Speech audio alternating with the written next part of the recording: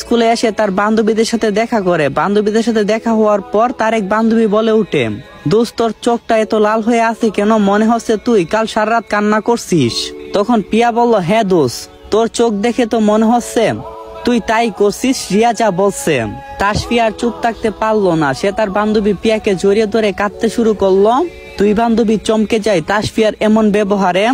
তো আপনাদেরকে তো একটা কথা বলা হয়নি, তাসফিয়া এখন 10ম শ্রেণীর ছাত্রী, এসএসসি দেবে সামনে। আর আমি এসএসসি পরীক্ষা দিয়েছি, মার তো এখনো রেজাল্ট বের হয়নি। আর এটা শুধু গল্পের জন্য, বাস্তবে না কিন্তু।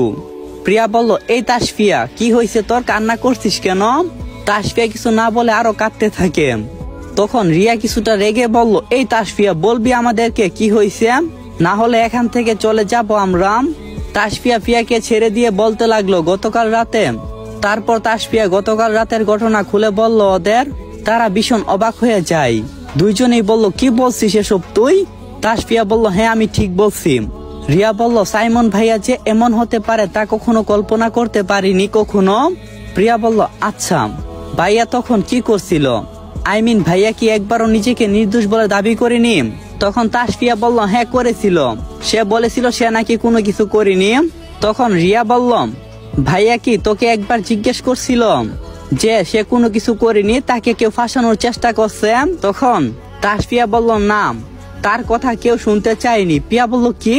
তাসফিয়া বলল, প্রিয়া বলল, তোরা এটা ঠিক করলি না দোষ? তাসফিয়া বলল, মানে কি করলাম? প্রিয়া বলল, অন্তত তোদের একটা বারের জন্য ভাইয়াকে জিজ্ঞেস করা উচিত ছিল কথাটা যে বলছে, অর্থাৎ আপু কেন তাকে ফাঁসাবে। এই কথাটা তোরা জানতে চাইলি না ওর কাছ থেকে? যদি জিজ্ঞেস করতি তাহলে বুঝতে পারলি যে কে মিথ্যা বলছে। তাসফিয়া বলল, না, জিজ্ঞেস করলে আর কি হবে, আবার কি মিথ্যা কথা বলবে? তখন প্রিয়া বলল, যদি সেই মিথ্যাটাই সত্যি হয়ে থাকে তখন? তাসফিয়া বলল, মানে? প্রিয়া বলল, মানে তোরা মিথ্যা ভাবছিস, যেটা সত্যি সেটা।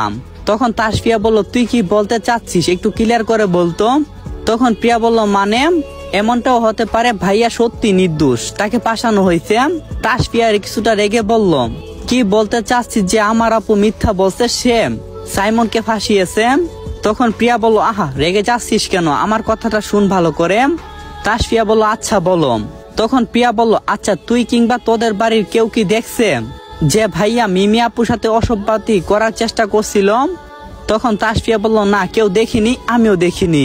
তখন প্রিয়া বলল, তাহলে তোরা কি করে বলতে পারিস যে ভাইয়া মিমি আপুর সাথে অসভ্যতা করার চেষ্টা করছিল, যেহেতু তোরা কেউ দেখিসনি? তাসফিয়া বলল, আমরা কেউ দেখিনি ঠিকই। প্রিয়া বলল, তাহলে? তাসফিয়া বলল, কিন্তু আপু কেন মিথ্যা বলতে যাবে, আর কেনই বা সাইমনকে ফাঁসাতে যাবে?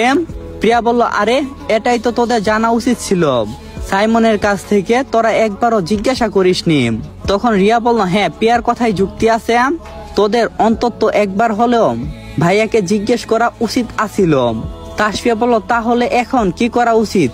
প্রিয়া বলল, তুই ভাইয়াকে ফোন দিয়ে জানার চেষ্টা কর ভাইয়া কি বলতে চাই। তখন তাসফিয়া বলল, কি আমি ফোন করব ওকে? না, পারবো না। প্রিয়া বলল, ঠিক আছে, তোর কল দিতে হবে না, তোর ফোনটা দে, আমি কথা বলছি ভাইয়ার সাথে। তাসফিয়া তার ফোনটা প্রিয়ার হাতে দিল। তখন প্রিয়া মোবাইলটা হাতে নিয়ে দেখে মোবাইলে বাতি জ্বলছে না। তখন সে তাসফিয়াকে উদ্দেশ্য করে বলল, কিরে তোর ফোনের আলো জ্বলছে না যে? তাসফিয়া বলল, ফোন বন্ধ করে রাখছিলাম গতকাল রাতে, এখনো অন করি নাই। প্রিয়া বলল, ও। তারপর প্রিয়া ফোনটা অন করে সাইমনের নাম্বারে কল দেয়, কিন্তু কল যায় না। রিয়া বলল, কি হয়েছে? ভাইয়ার ফোন বন্ধ বলছে। ও। এমন সময় টুরিং শব্দে একটা মেসেজ আসলো তাসফিয়ার ফোনে। প্রিয়া তাকিয়ে দেখে একটা নাম্বার থেকে বাংলাতে কিছু লেখা।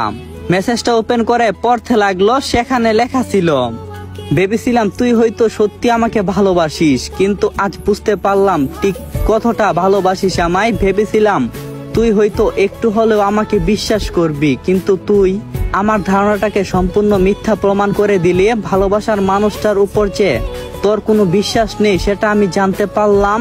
তোর এই ঠুকনো বিশ্বাসই প্রমাণ করে দিচ্ছে তোর ভালোবাসাটা কতটা ঠুকনো ছিল। একটা মিথ্যা অপবাদে ভেঙে যাওয়া চুরমার করে দিয়েছে আমার জীবন। আজকের পর থেকে এই মনের আকাশ ছোঁয়ার যে ভালোবাসা ছিল তোর জন্য, তা ঘৃণায় পরিণত হয়েছে। আমি তোকে তখন থেকে ভালোবাসি যখন তুই ক্লাস 7 ছিলি, কিন্তু প্রকাশ করিনি। এমনি তুই কতবার প্রপোজ করার পরও আমি তোকে রিজেক্ট করতাম জানিস, কারণ আমার স্বপ্ন বিয়ের পর আমার বউর সাথে প্রেম করব, বিয়ের আগে কারোর সাথে না। তাই আমি চেয়েছিলাম তোকে বিয়ে করার পরই তোর সাথে প্রেম করব, তার আগে না। আর তাই তোকে এতবার রিজেক্ট করছি।